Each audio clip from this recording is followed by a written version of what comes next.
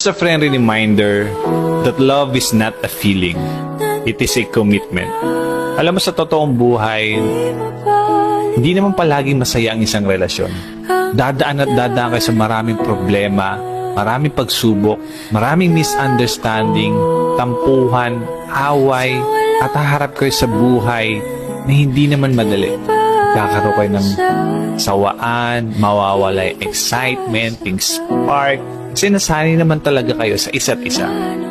Pero alam mo, sana ang huwag mawala sa inyo is piliin yung mahalin yung isa't isa. Na sana kahit anong pagdaanan yung pagsubok, andyan kayo para sa isa't isa. Lagi niyong pinipiling tulungan, palagan, at mahalin yung isa't isa. Remember that love is a choice and always choose to love each other. Okay?